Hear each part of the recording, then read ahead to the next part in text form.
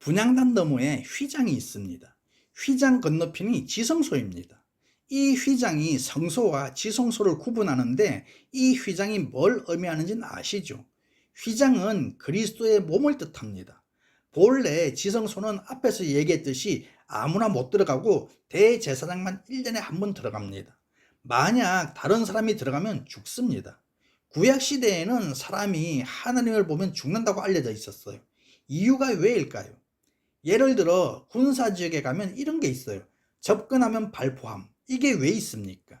접근하지 말아서 여러분의 생명을 보호하십시오 하는 그 뜻이죠. 총든 사람을 위한 내용이 아니고 접근할 우려가 있는 사람들을 보호하기 위한 내용이죠.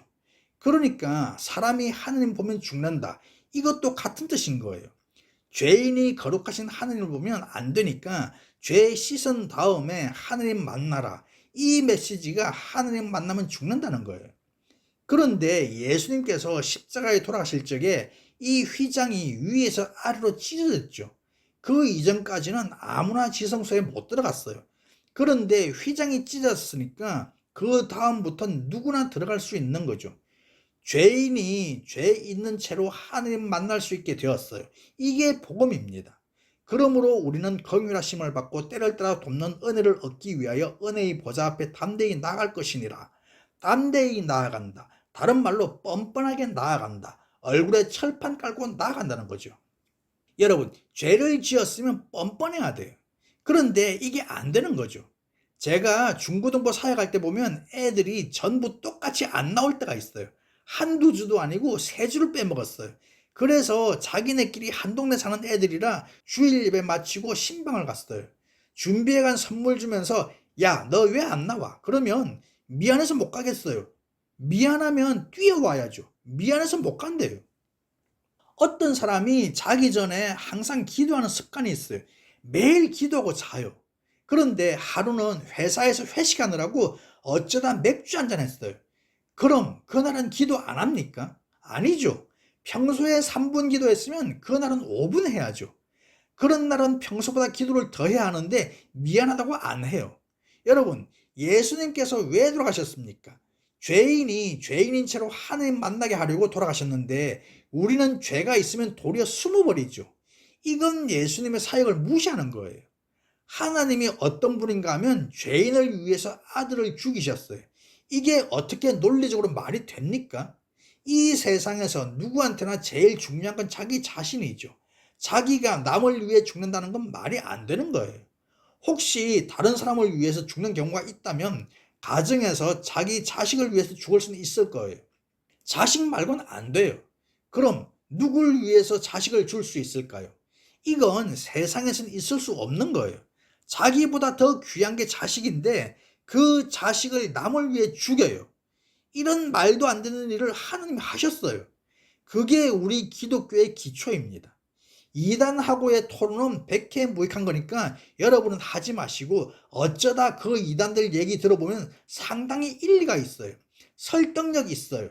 진리 안에 있는 우리는 자꾸 말이 막히는데 이단들은 말이 매끄러워요. 왜냐하면 그건 사람이 만든 거잖아요.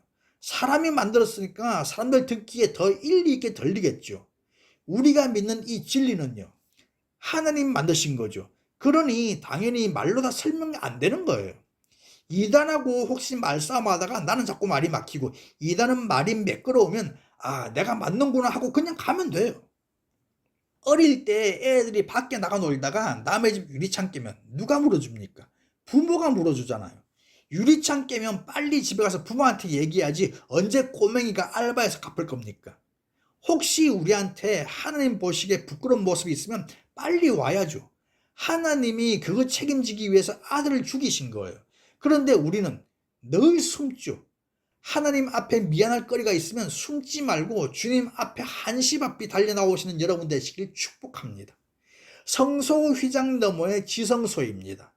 이곳에 언약궤가 있는데 이 언약궤는 이스라엘 사람들이 국보 일화 같이 여겼던 물건입니다. 이것은 궤, 법궤, 증거궤, 하나님의 궤로도 불리는데 궤란 물건을 담는 일반적인 궤를 말하고 법궤는 10계명의 법이 들어있는 궤라고 해서 붙여진 명칭입니다. 언약궤란 10계명이 기록된 언약의 두 돌판을 담은 궤라는 말이고 증거계란, 십계명이 기록된 증거의 두 돌판을 담은 괴란은 의미입니다. 또한 하나님의 괴란, 하나님의 임재를 상징하는 괴란은 의미에서 붙여진 명칭입니다. 언약궤의 설계도는 출애굽기 25장 10절부터 22절에 기록되어 있어요. 언약궤는 크게 궤, 속죄소, 거룹으로 이루어져 있어요.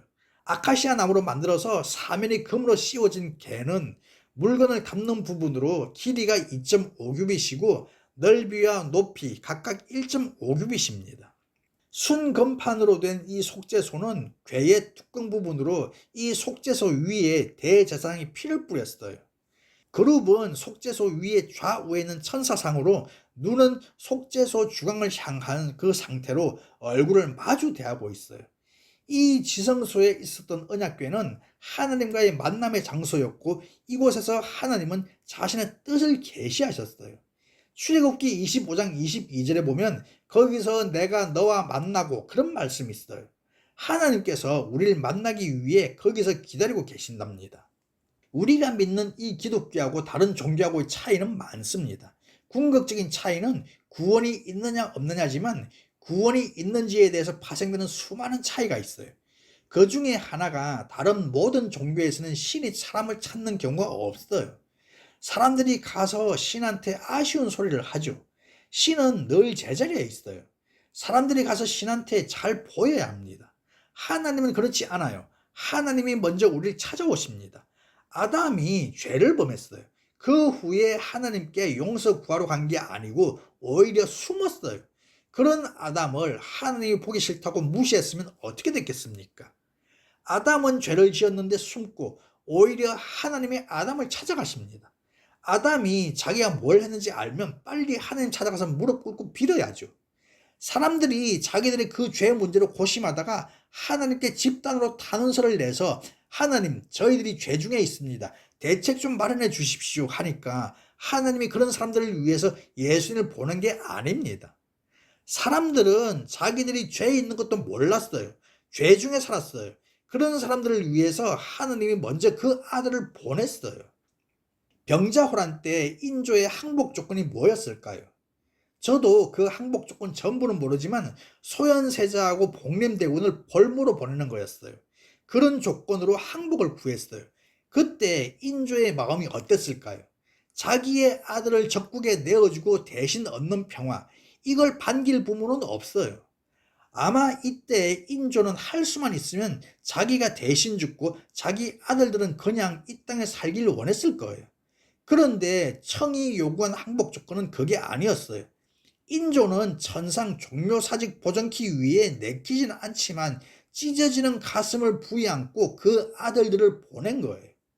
만약에 그때 그 청나라가 조선에 사신을 보내 빨리 항복하시오. 항복하지 않으면 당신들 망합니다. 제발 항복해 주십시오. 우리한테 항복만 하면 청나라 황태자를 벌모로 드리겠습니다.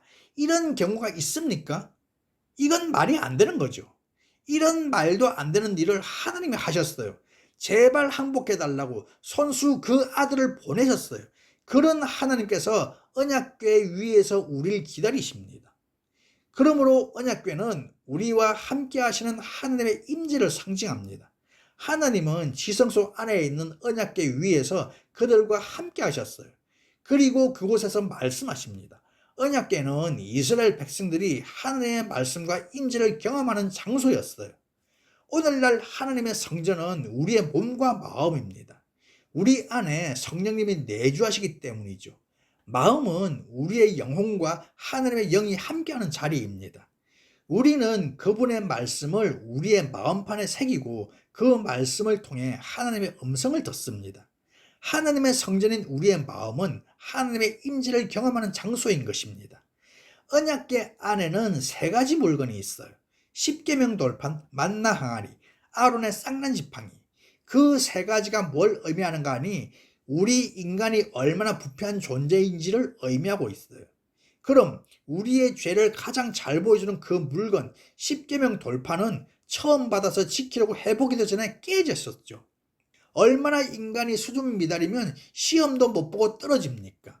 지키려고 하다가 힘에 부친 게 아니고 아예 엄두를 못 냈어요. 하나님은 성막 계시 후에 시내산에서 친히 쓰시고 만드신 증거의 돌판 둘을 모세에게 줬어요. 그런데 모세가 산에서 늦게 내려오자 아론이 금송아지 우상을 만들고 섬기게 했어요. 산에서 내려온 모세가 그 모습을 보고 격분해서 손에 든 돌판을 산 아래로 던져 깨뜨렸죠. 그리고 아론을 심하게 질책하며 금송아지 사건과 연루된 백성을 3,000명가량 죽입니다. 그 후에 다시 하나님의 부르심에 따라 모세는 40일 동안 시내산에서 금식하고 지냈고, 하나님은 십계명을 그 판들에 기록해 주셨어요. 그런 과정에서 생긴 언약의 두 돌판은 이스라엘 백성들에게 위대한 성물로서 언약궤 안에 두게 된 것이죠. 이 십계명 돌판은 이스라엘 백성들에게는 자신들의 죄를 기억하게 하는 것이기도 하지만 법의 창설자이신 성부 하나님을 상징하는 것이기도 합니다. 그 다음 만나 항아리는 사람이 얼마나 부패했길래 그 광야에서 날이면 날마다 만나 먹으면서 하나님께 반역합니까? 금송아지 우상 섬길 때 무슨 힘으로 우상 섬겼습니까? 만나 먹은 힘이었어요. 만나가 어디서 났습니까? 하나님이 주신 거였어요. 하나님 주신 걸 먹으면서 그 힘으로 하나님을 반역하고 우상을 섬겼어요. 광야에서의 힘의 원동력이 만나였는데 그거 먹고 하나님께 반역한 거예요. 그럼에도 그들은 40년 동안 지속된 만나의 그 은혜를 기념하기 위해 만나 한 오멜을 그 항아리에 넣고 그것을 언약궤 속에 두었어요. 이 만나의 의미는 하느님을 향한 인간의 불평불만과 인간을 향한 하느님의 은혜를 돌아보게 하는 것인 동시에 생명의 뜻이신 성자 하느님을 상징하고 있어요. 계속해서 아론의 쌍난 지팡이, 대체 얼마나 엉덩이에 뿔이 났길래 하나님이 세우신 그 권위에 도전을 하는 것입니까? 자기들 생각엔 모세보다 자기가 더 잘난 것 같죠. 민수기 16장에는 고라 자손의 반역 사건이 기록되어 있어요. 고라 자손은 레위인 중에서 성막 봉사일을 맡은 족속이었어요.